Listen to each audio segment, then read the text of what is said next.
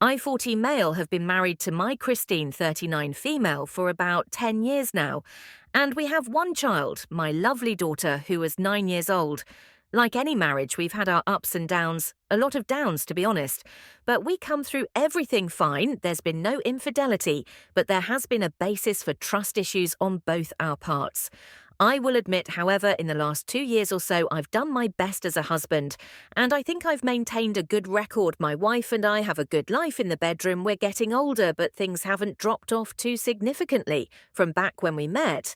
I've always been very thankful for that much because I have been involved with women who might as well have been celibate, and it was frustrating to say the least because no amount of communication fixed anything. So a woman who actually wants to roll around in bed is a blessing to me. I owned a business before I met my wife, and when we got married, she eventually joined me at the helm to run things. About 2 weeks ago, I got into an accident on my way to work. I got T-boned at a red light and woke up in the hospital with a broken femur. And humorous, yeah. Needless to say, that wasn't fun, once it was certain there wasn't any internal damage. I was let home in 2 days with a cast on my arm and my leg. Obviously, my movement was impaired quite a lot, but I was able to find my way around the house with a lot of stumbling and leaning on things. Of course, there were certain things I was unable to do, and Christine had to help me with them for about the first week.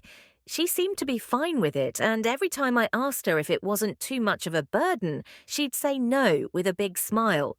However, once I crossed over into the second week, I started to notice a bit of change in her attitude. To be honest, when I said our life in the bedroom is good, it's really good, and we usually don't go a full week without anything going on.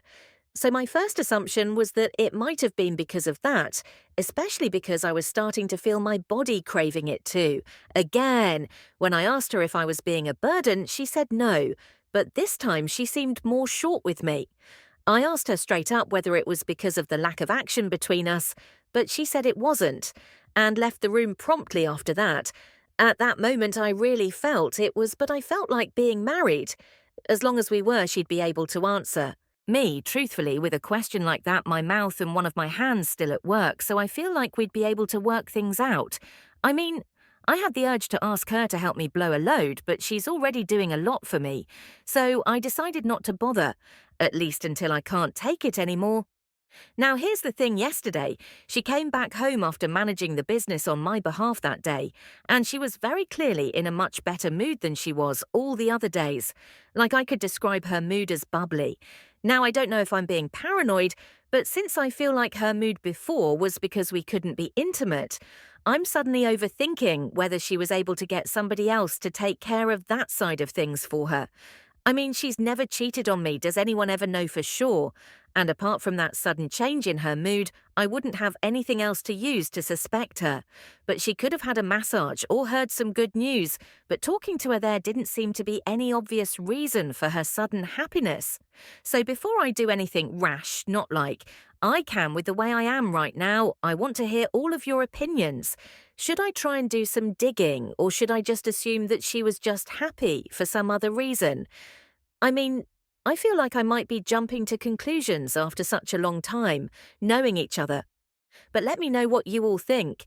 Please, well, sounds like you're in a real pickle there, mate. Broken bones and broken hearts. What a combo. I got to hand it to you, though, maintaining a good record in the bedroom.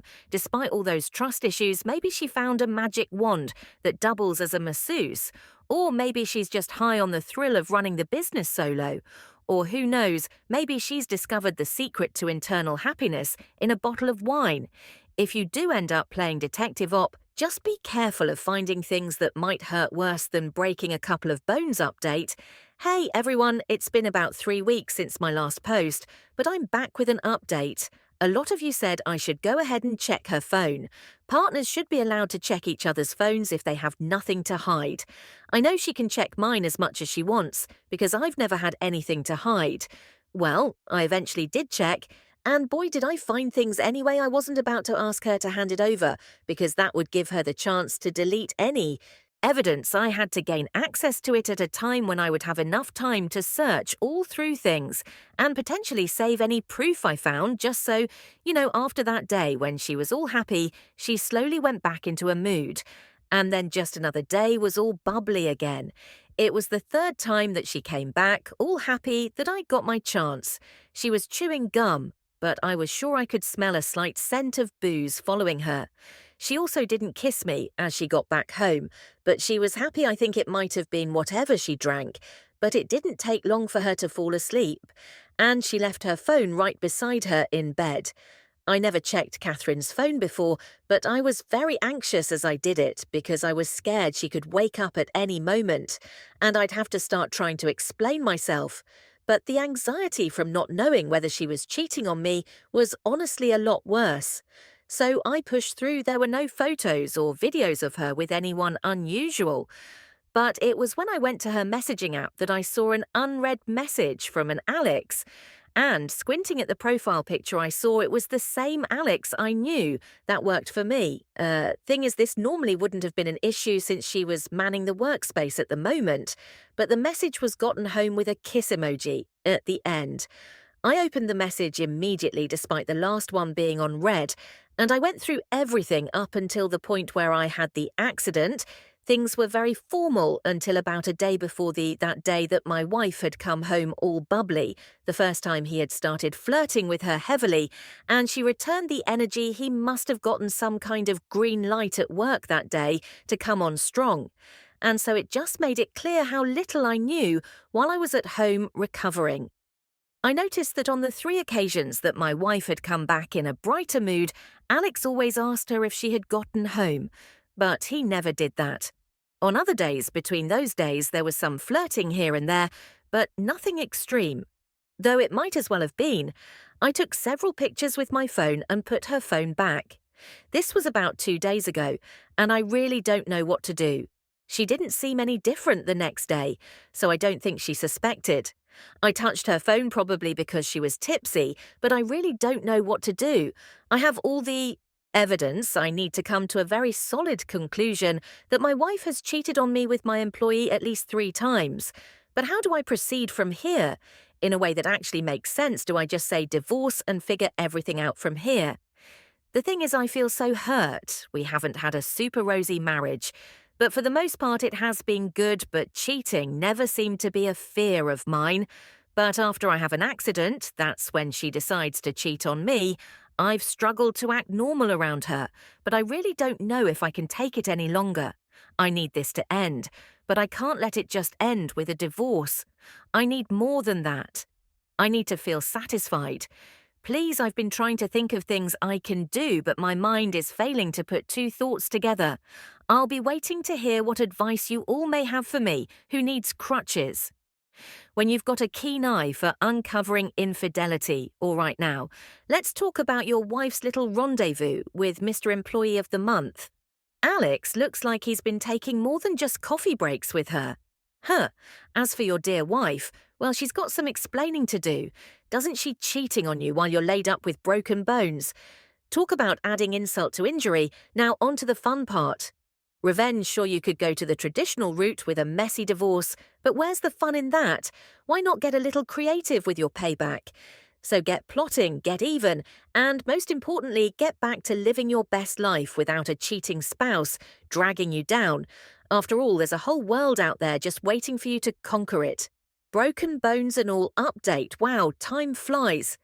It's been a long time since my last update, but after posting it, I think I must have read through every single comment there. Thank you to everyone for all the kind words and suggestions, and I have to say they certainly contributed to my approach. The first thing I did was to find a divorce lawyer.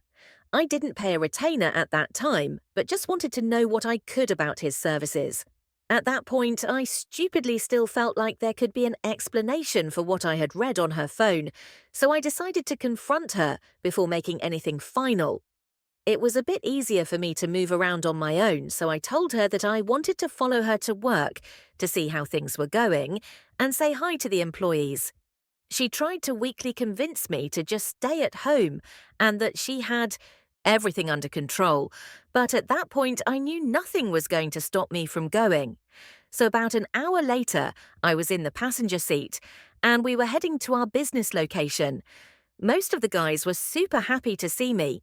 Alex included, though he seemed a lot more awkward than the rest of them. My wife also didn't seem to be super happy that I was there towards the end of the workday. I called for Alex to come into my office, and I did that. When my wife was somewhere close by, I noticed her freeze up as I did that, and she actually followed Alex into my office, which she normally wouldn't do if it was anyone else, but I didn't tell her to leave. Both of them seemed shifty, though I might have been imagining it. I only asked Alex something about a client we had been dealing with before the accident happened, and I could actually see the fear disappear from his body as he realized I was just asking about something relatively trivial. Once the day ended, I headed back home with my wife, and she was slightly talkative, maybe because she realized, or at least assumed, that she hadn't been found out. I felt like I had more than enough suspicion at that point to be very direct with her, and I decided that I would do it the next day when she returned from work. Perhaps fortunately for me, the next day was another one of those days where her mood seemed to be better than usual, which triggered me because it made me assume she had just been intimate with my employee just minutes before she was probably made bolder because she felt she had confirmation that I didn't suspect it one bit. But that was just part of what gave me the courage to confront her. Minutes after she walked in, I asked her to sit across from me, and I asked her to straight up, "Are you cheating on me with Alex?" She froze, but it wasn't for long, and then she said yes. Right after that, she stood up and headed towards the kitchen. I told her to sit back down and that I wasn't done, but she still went to the fridge to get a silly yogurt cup, and only then did she come back. Honestly, I could already tell that she didn't seem to be remorseful based on her behavior. Why did you think that was a good idea? And then she went into explaining how she has needs as a woman, and I wasn't providing those needs for her. I pointed out right there that I had been in a freaking accident, I still had casts on, and her major concern was that there was no sex. I told her that if she had told me how dire her needs were, we could have found a way to sort things out, at least until I was healed, but she only shook her head and said it wouldn't have been the same. Honestly, in that moment, I was actually lost for words. I was expecting crying and pleading in obvious guilt, but the stupid woman in front of me was trying to justify her cheating.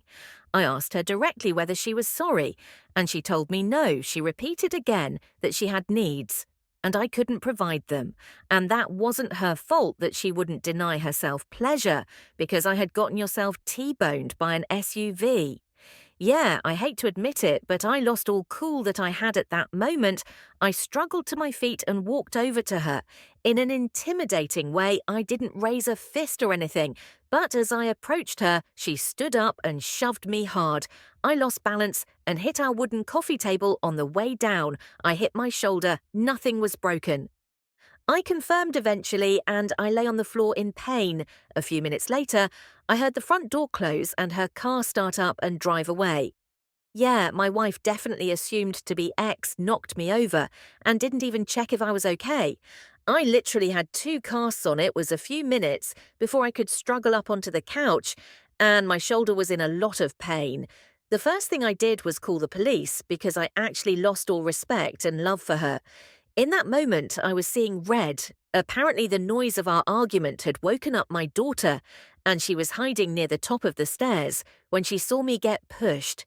She started crying when she saw me in pain, and it broke my heart. She kept asking what had happened between me and her mum, but I really didn't know what to tell her. Eventually, the police came, took a report from me, and I was taken to the hospital along with my daughter for an X-ray. Though, fortunately, there was no lasting damage to my shoulder. I mean, considering I was on the way to recovery, I'd have been pissed if I broke something else. As soon as I got back home that night, I put my daughter to bed and sent a message to the divorce lawyer telling him that I was ready to go ahead with things. Christine hasn't come back home in the 3 days since that happened, and I haven't even contacted her. My daughter keeps asking where her mum is. But I had to make up a stupid excuse that she went to visit her sister at this point. It's actually war, and I think I have everything I need to have things. Collapse for Christine. She wasn't sorry for cheating on me, but my goal is to make her sorry. Wow. I mean, yeah, everyone has needs, but here's the thing. bones heal, that's just the kind of thing that they do. And not only that, but like you said, there's other means of making things work out. I guess your wife missed the memo about in sickness and in health, and when straight to the in bed with the office assistant option, from filing police reports to prepping the divorce, you're like a one-man vengeance machine. And with your daughter by your side, you've got all the motivation you need to turn the circus into a seesaw update. As I'm writing this, which should be the final update of my story, I'm doing so with a big smile on my face. I know it has been months since my last update, but if you're big fans of the sensation we call Schadenfreude, you're going to like this one. I know I do. The first thing that I did was send text messages to every single one of my Christine's relatives that I knew from her parents. To a cousin that I had only met twice, I even sent it to the friends whose numbers I had, because I was pissed. I didn't write a single thing that wasn't true, and I even sent them the pictures I had taken of the flirting between her and Alex. Back then, some of them responded and some of them didn't. The ones who responded were more sympathetic, and I assumed most of those who didn't were on Christine's side. My job there was done. Whether they took her side or not, I made sure her SLE bag behaviour was well documented. After that, I went into work and I met Christine. There she was shocked to see me, probably thinking I was too crushed to do anything. It was barely 10 seconds before I pointed to her and Alex, the employee she had been cheating on me with, and told them they were both fired. She used to be my wife, but she was merely an employee. Her name was nowhere in the paperwork from the business, and I'm glad I had never brought her in on that extent. Alex was surprised by the suddenness of it all, but he couldn't argue because he knew he was guilty. He had worked for me for 3 years, and he was surely going to have a fun time trying to use me as a reference for whatever his next job was going to be. Meanwhile, Christine looked furious. She walked up to me. Honestly, I was scared. I was going to get hit again, though that would have worked nicely for me. And when she was at arm's length, I sprung the divorce papers on her. Her face turned red because our employees were there, but I didn't care. She snatched the papers from me and marched out of the place. The rest of the day was awkward, and I had to deal with a lot of cursing and texts from her later. Once she realized the full extent of people I had told about her cheating again, my story doesn't end. There, it still gets good. Remember, the assault. I had a police report and a hospital report, and I went to the police station at the close of business to report things I told them. I wanted to press charges to skip through things. A bit my divorce lawyer was able to help me structure the case beautifully, as a complete bonus. And considering this came after I confronted her for cheating, she was unremorseful. I was injured, she left me there, and my daughter witnessed it. She got a week in jail in mandatory anger management classes. I hate that my little girl had to get a bit involved, but for me it was worth it. The criminal record gladdened my heart. Then we got to the actual divorce proceedings. These lasted a long time, especially because Christine was being extremely stubborn throughout the thing. But ultimately it was a breeze because there was way too much documented proof of bad behaviour on my ex-wife's part. I mean, she had assaulted me, which she didn't deny. She had cheated on me, which she didn't deny. And she was very clearly unremorseful about either one of them. My daughter had to see her father assaulted, and again that killed me. Now I did mess up by firing her before I finalised the divorce, so I do have to pay a manageable amount of alimony, but only for 5 years. She's not a part of the business I built from the ground up. I have custody of my daughter, because her mother's ability to control her temper and not bring strange men around my daughter is in question. And I get to keep the house, because why uproot my little girl? I got to expose my wife's behaviour to all her friends and give her a shiny criminal record. I honestly didn't set out to do all this, but she made it work for me, since she's just naturally a horrible person. I wish I'd seen it earlier, but it is what it is. I'm just glad the story is over, and my daughter is safe with me. Life goes on and I'll try and rebuild eventually, but for now I'm happy with the way things went. And I hope you all are too. Edit, by the way. Alex had apparently the balls to put my name down as reference, and I made sure to professionally outline all his shortcomings as an employee, including the fact he may try to be inappropriate with the female partners of high-ranking employees. It was a fun to hear. Oh, wow, thank you for letting us know that from the person on the other end. I guess no evil goes unpaid. First off, kudos to you for taking the term. Hell hath no fury, like a man scorned to a whole new level from texting the entire family tree to handing out pink slips like they're Halloween candy. You've truly mastered the art of sweet, sweet revenge. And let's not forget the PS resistance, pressing charges like a boss with a police report, a hospital report, and a whole lot of righteous anger. You turn that assault into a one-way ticket to jail for your soon-to-be ex. Talk about turning the tables. But the real cherry on top, that alimony with an expiration date 5 years of paying for her sins, seems like a small price to pay for the satisfaction of seeing her behind bars and your daughter safe and sound by your side. And as for Mr. Employee the Month, well, let's just say he's about to learn the hard way that karma is a real witch putting your name down as a reference. Oh, the audacity. But hey, at least you got to professionally outline all his shortcomings and watch him squirm like a worm on a hook. What are your thoughts? Would you have done anything differently?